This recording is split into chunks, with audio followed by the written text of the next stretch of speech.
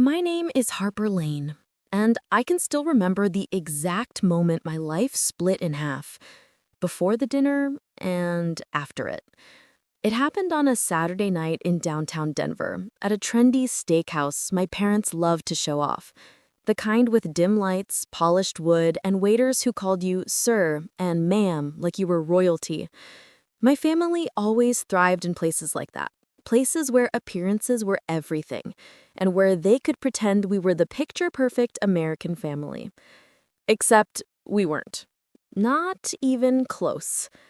I walked in a little late after finishing a freelance project, still smelling faintly of coffee and printer ink.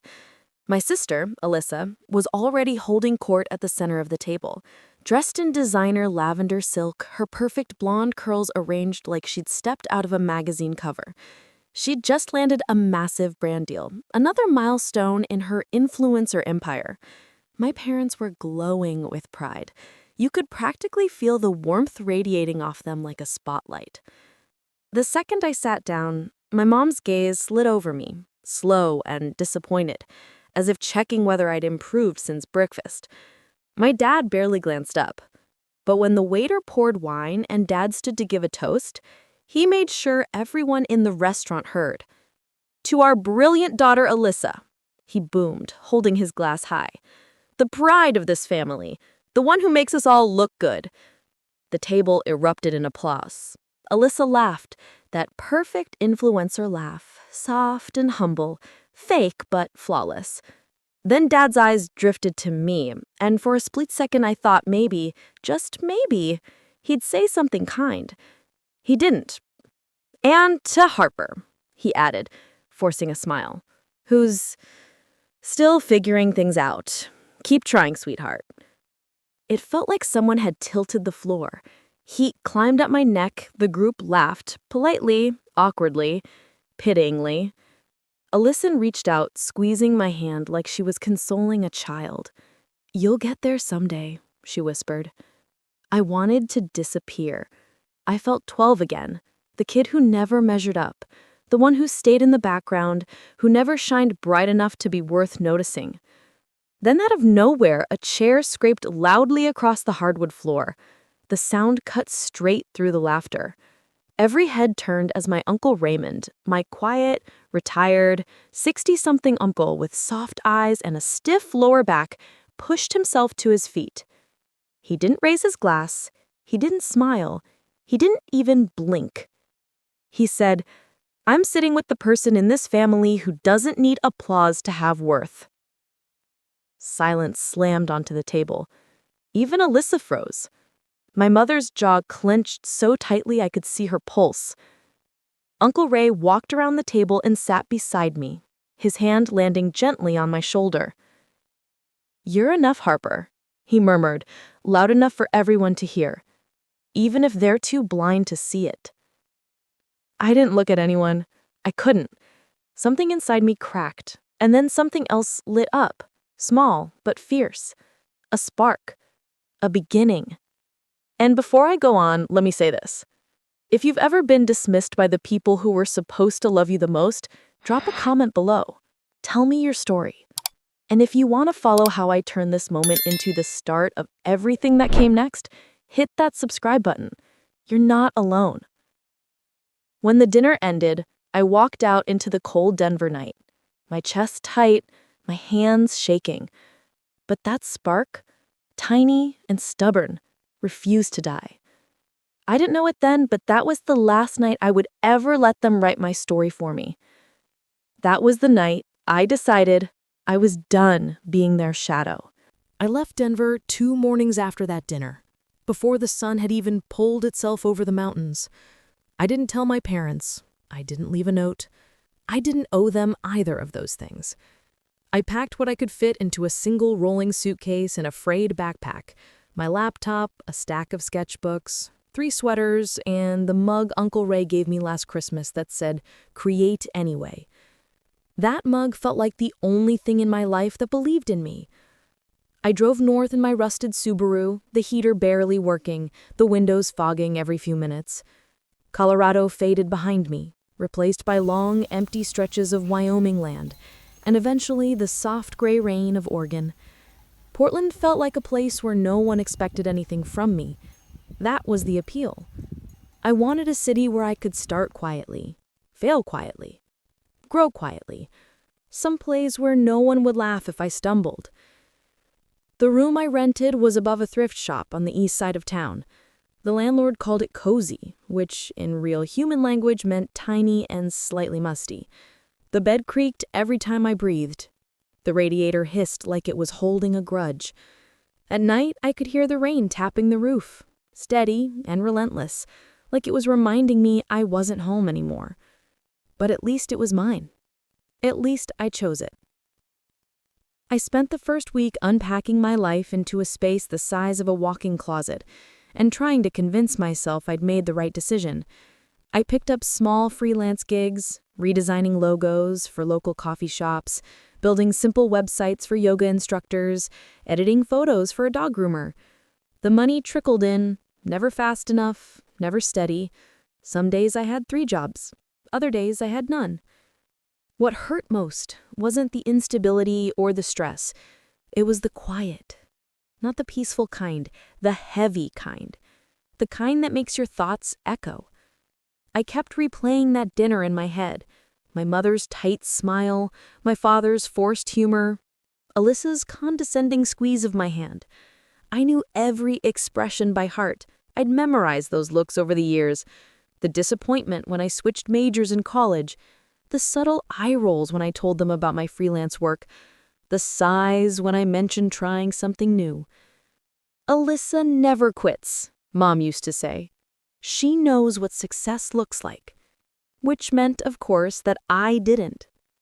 Every time they celebrated her, I faded further. She was the golden daughter, the shining one, brand deals, perfect selfies, glossy outfits, a carefully curated life that always made ours look better than it truly was. And I was the background, the footnote, the daughter who tries but never succeeds.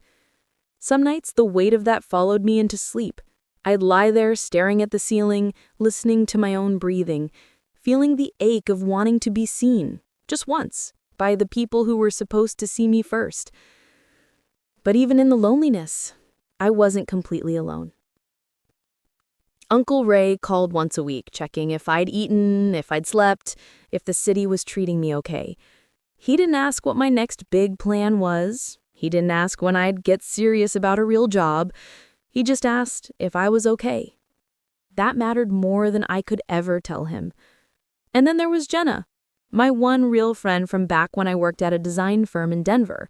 She was the kind of person who laughed with her whole chest and didn't bother hiding her flaws. She'd send me voice notes every few days, random jokes, memes, reminders to drink water. Her messages were tiny lifelines threaded through my long, quiet days. Yet even with them, some nights hurt more than others. One evening, I came across a new video Alyssa posted. She was giving her followers a tour of our parents' house, the fireplace, the marble kitchen, the family photos. When she reached the living room wall, she pointed at a picture of us as kids. That's my sister Harper. She's the creative one, still trying to figure out where she fits in. We're all rooting for her. I stared at the screen, my chest tightening. She wasn't rooting for me. None of them were. They didn't even know who I was. And that was the night something inside me quietly shifted. Not anger yet, just a deep, aching sadness. The kind that comes before a storm. The kind that tells you the life you had is gone, and something else, harder but truer, is about to begin. Anger didn't hit me all at once. It came in pieces, sneaking in through the cracks of the sadness. At first, it was small things. A comment online, a family photo Alyssa posted, a voicemail from my mom. But eventually, the pieces formed a whole, sharp and unmistakable. And once the anger settled in my chest, it was impossible to ignore. It started with a message from my dad one morning. I just finished a long night working on a design project for a bakery downtown. I was exhausted, bleary-eyed, and trying to convince myself that the $120 I'd made was enough to keep going. Then his text popped up out of nowhere. Hope Oregon is treating you well. Alyssa just hit 2 million followers. Big day for the family. The family. As if I wasn't part of it anymore. As if success only counted when it came from her. I stared at the message, my jaw tightening. He didn't ask how I was doing. He didn't ask if my rent was paid, if I had groceries, if I was okay. He just wanted me to know Alyssa was shining even brighter than before. I didn't reply. Then came the second hit, a clip from one of Alyssa's live streams. Jenna sent it to me, followed by a single line. You should see this. In the video, Alyssa was sitting in her perfectly lit room, surrounded by overpriced houseplants and a neon sign that said, "Dream Big." Her fans were asking about her family, and someone mentioned me in the comments. Alyssa tilted her head, gave a sympathetic smile, and said, "Oh, Harper. She's doing her creative thing. She tries really hard. We're all hoping she finds her path someday." My stomach dropped. Tries really hard? There it was again. The same line my parents used. The phrase that sounded supportive but actually sliced your confidence into ribbons. Her viewers flooded the chat with comments like, "Oh, maybe she'll catch a break. Not everyone can be successful. Must be tough living in your shadow." I slammed my laptop shut, my hands shaking. It wasn't just disrespect, it was humiliation, broadcasted to thousands of strangers. The third blow came from my mom. She left a voicemail, her tones syrupy sweet, the one she used when she wanted something. "Hi, sweetheart. Alyssa is being interviewed on Channel 9 tomorrow. It would be nice if you could comment something supportive on her socials. Show the world you're proud of your sister." Proud? Of the sister who mocked me? Who weaponized her success to make me small? Who turned my life into a punchline for her followers? I deleted the voicemail. But what finally pushed everything over the edge happened a week later.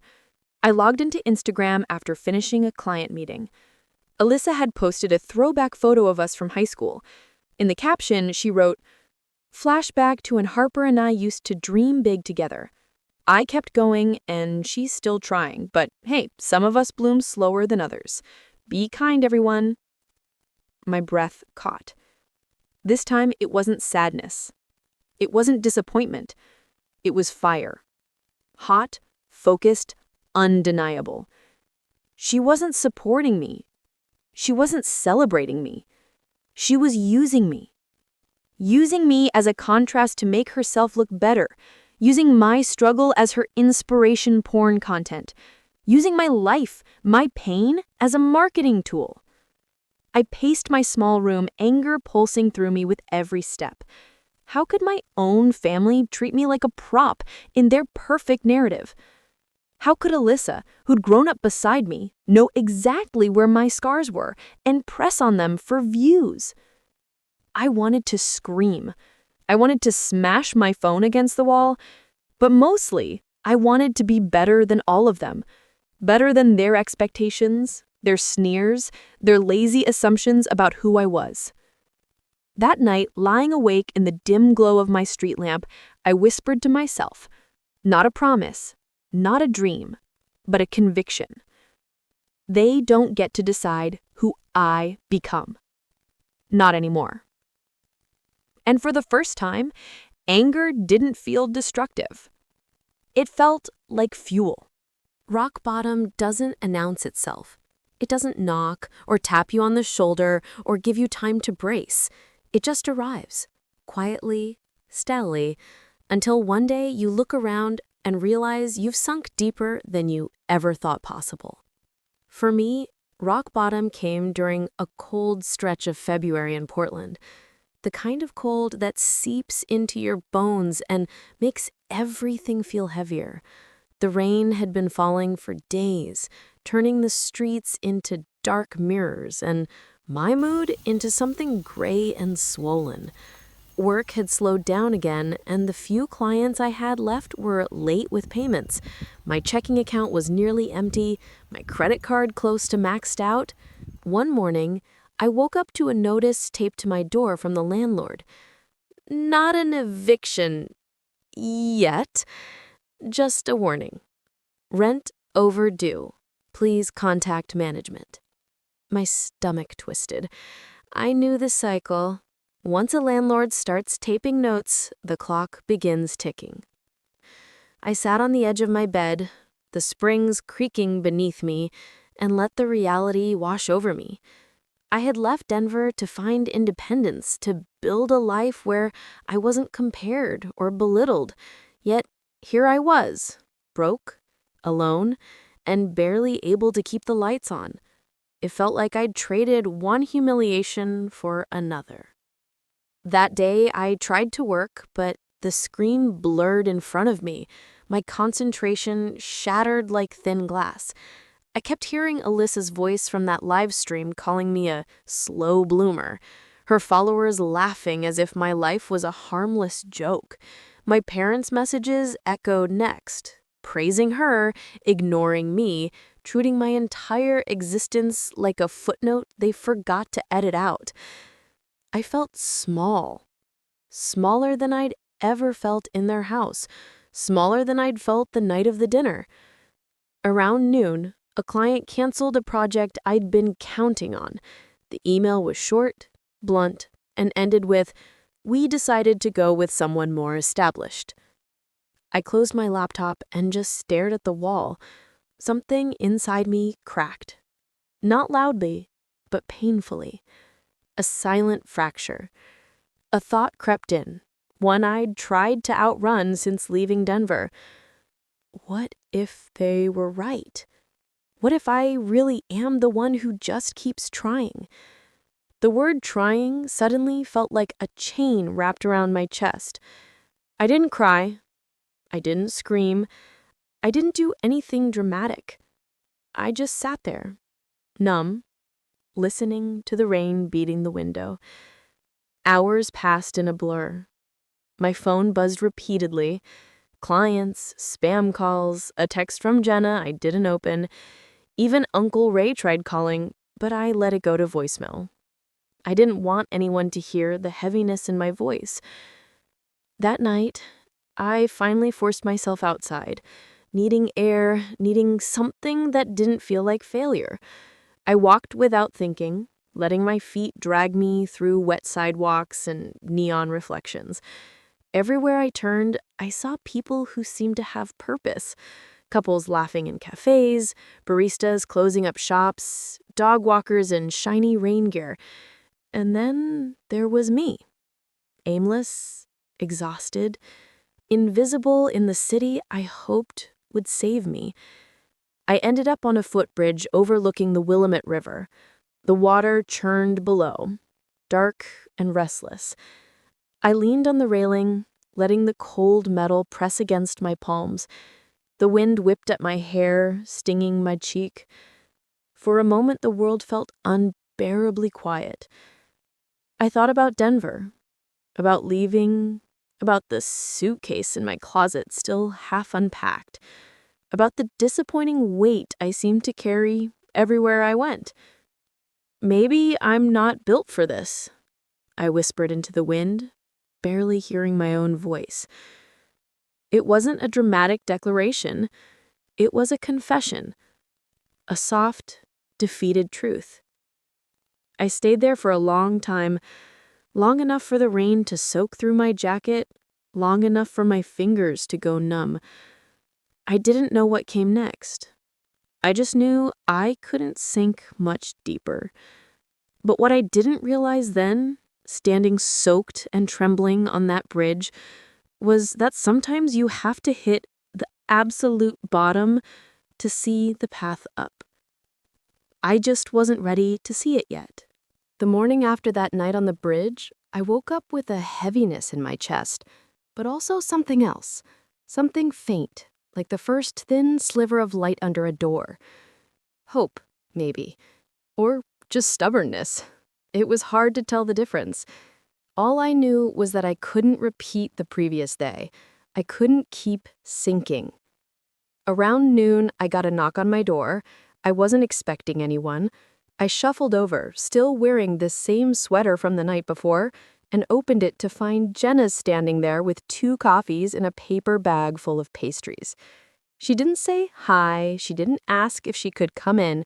She just stepped inside, nudged the door closed with her hip, and wrapped her arms around me. And for the first time in days, my eyes burned with tears I'd forced down too long. "You should have called me," she whispered. I didn't have the strength to argue. I just sank into the hug. We sat on the floor because my tiny table was buried under unfinished projects. She handed me coffee and tore into the pastries like it was a ritual. After a moment, she looked around at the scattered sketches, the crumpled receipts, and the laptop blinking with unpaid notifications. "Okay, we're hitting reset right now." I laughed through my exhaustion. "Jenna, I can't hit reset. I can barely hit rent." She ignored the joke and started rummaging through my things like a one-woman rescue team. "You've been taking scraps from clients who don't appreciate you," she said. "You're a designer, Harper, a real one. It's time you did something for you." I wanted to believe her. I really did. But the doubt was still loud. Like what? I don't have money, connections, a following, nothing. "You have ideas," she said, pointing a croissant at my chest, "and one really good brain." She wasn't wrong. Ever since I was a kid, design had been my language. I redesigned my room every summer, built dream homes on scrap paper, rearranged furniture like it was an Olympic sport. But the noise from my family had drowned out that confidence for years. Jenna picked up a folded sketchbook from the corner of the room. "What's this?" I hesitated. "Just random concepts." She flipped through it, her eyebrows lifting. "Harper, these aren't random. These are beautiful." Inside were drawings I hadn't shown anyone. Tiny, eco-friendly home layouts, modular room designs, cozy, minimalist interiors, built for people working from cramped apartments like mine. "You should build one of these in 3D, make a full project, post it, show people what you can actually do." I don't know. What if I... No more what if, just try. It was strange how powerful those 2 words felt. So we started. Slowly at first, I picked one design, a small, sustainable home concept with a sliding wall system, and turned it into a 3D rendering. The process took days.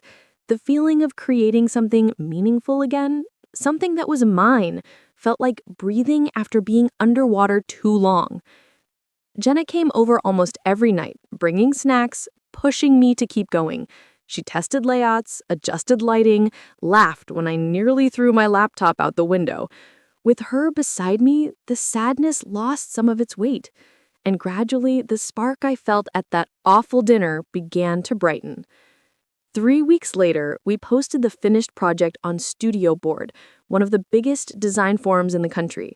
I wrote a short caption, "A home designed for anyone building a life from scratch." I didn't expect much. Maybe a few likes, maybe silence.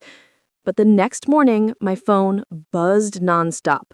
Notifications poured in, designers commenting on the clean aesthetic, architects asking about the modular features, a design blogger saying she wanted to feature the project in her weekly highlights. My heart pounded as I scrolled.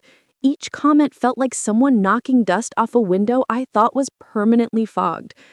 For the first time in years, the world wasn't laughing at me. It was listening.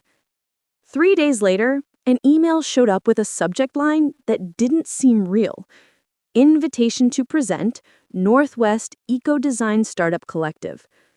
A growing architecture startup in Seattle had seen my project. They were building a team for sustainable housing solutions and wanted me to pitch my design at their upcoming event. I stared at the email, unable to breathe for a moment. This wasn't pity. This wasn't comparison. This wasn't being the daughter who keeps trying. This was opportunity. Real opportunity. Jenna squeezed my hand. Harper, this is your shot. And for the first time, I believed it. The invitation from the Northwest Eco Design Startup Collective felt unreal for days. I reread it until I practically memorized every line. This wasn't just a chance. It was a door, a real one. And unlike the doors my family tried to push me through, this one was opening because of something I built. The event was scheduled 3 weeks later, in downtown Seattle, inside a renovated warehouse with tall windows, brick walls, and a warm industrial glow. Jenna insisted on driving me up from Portland, blasting throwback pop songs the whole way to loosen the nerves, as she put it. My hands still shook the entire trip. The night before the pitch, we stayed in a small Airbnb near Pike Place. I must have rehearsed my slides 20 times. Jenna watched from the bed, eating pretzels and giving me notes. "Slow down on the second slide," she said. "Breathe on the fourth. Own the seventh." Own it. Those words meant more than she knew. The next morning, I put on the best outfit I owned, a tailored black jumpsuit and a gray blazer Jenna insisted I borrow. When I looked in the mirror, I barely recognized myself. Not because I looked different, but because I looked like someone who belonged somewhere I'd never been allowed before. The warehouse buzzed with energy. Designers, investors, architects, tech founders. I checked in at the registration table, accepted a lanyard with my name, and tried not to pass out. Then, I heard a voice I knew too well. "Harper?" Every muscle in my back tensed. I turned. Standing by the coffee station, wearing a sleek white coat and perfectly styled hair, was Alyssa. My sister. My breath caught. "What are you doing here?" She smiled, but it didn't reach her eyes. "I'm pitching too." My stomach dropped. "Pitching what?" "A sustainable home brand collaboration, influencer-led interiors. The board reached out." She paused. "You didn't think you were the only lane in the creative industry, did you?"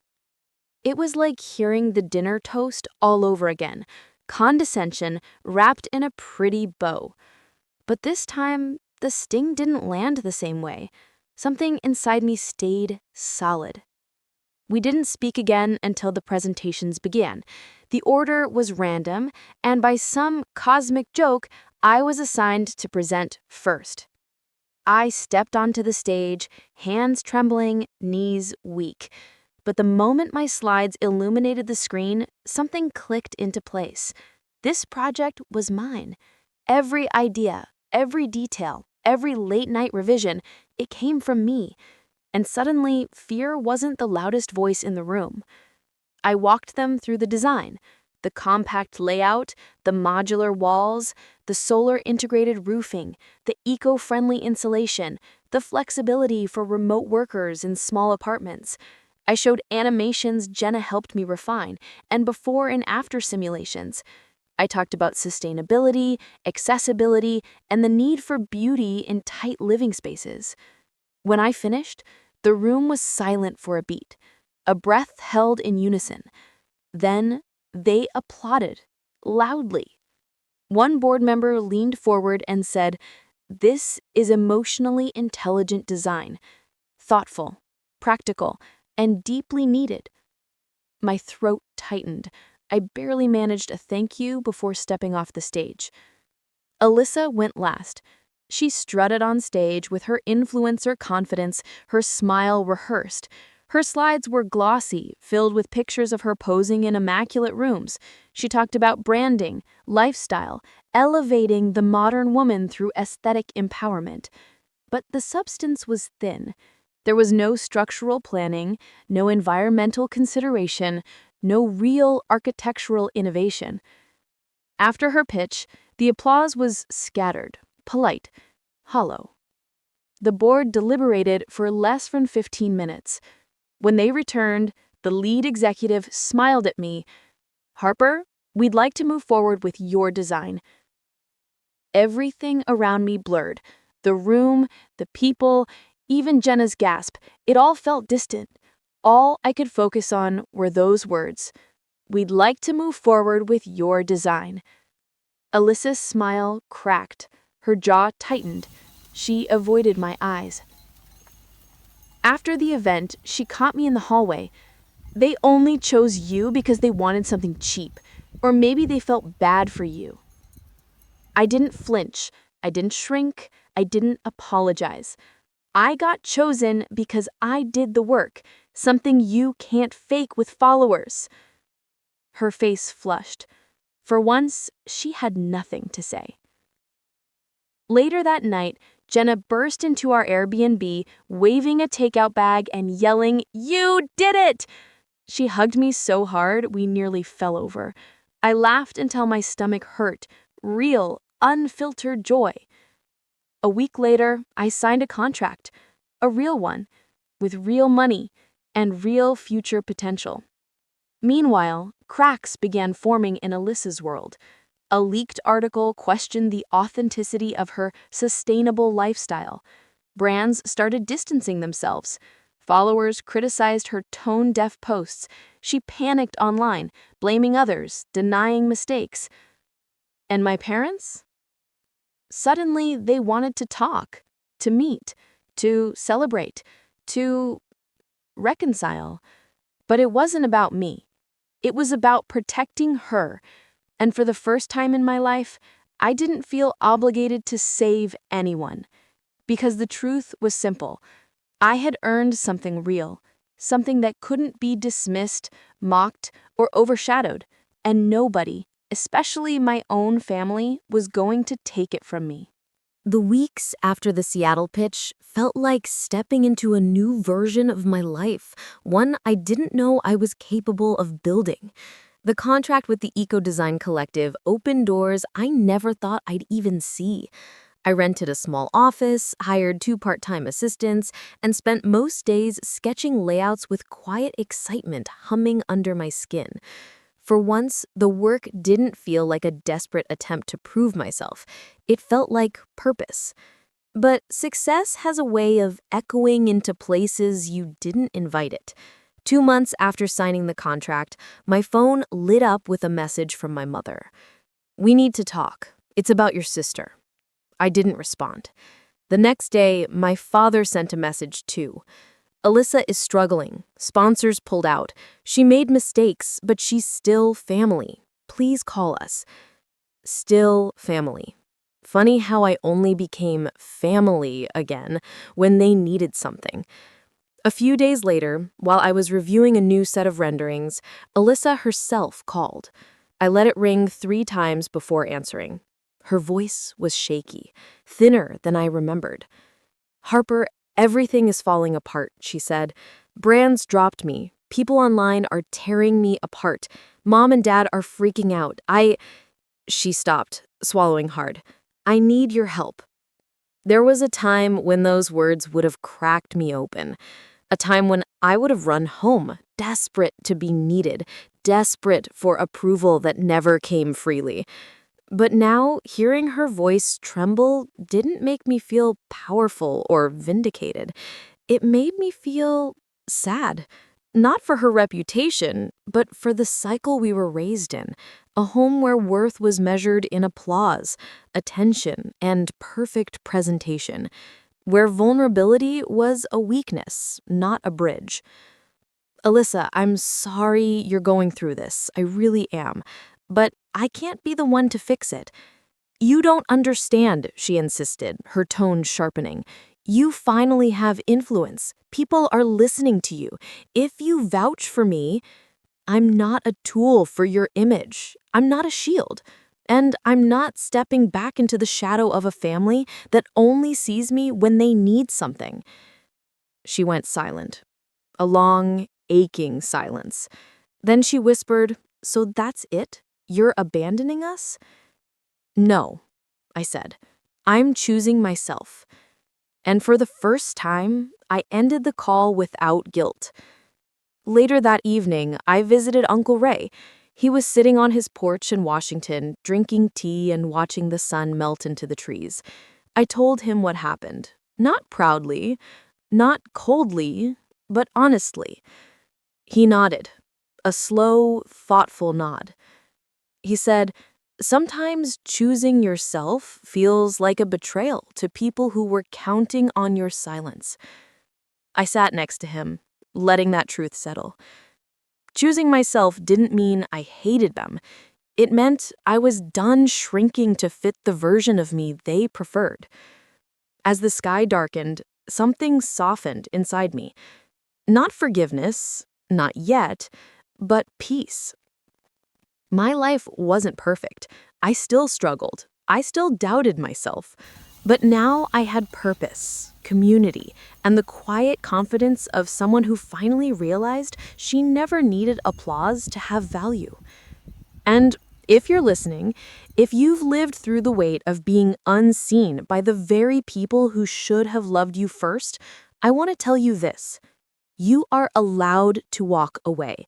You are allowed to build something beautiful without waiting for their permission. You are allowed to choose yourself. Now it's your turn to share. What kept you going when the people closest to you didn't believe in you? Your story might be the exact one someone else needs to hear.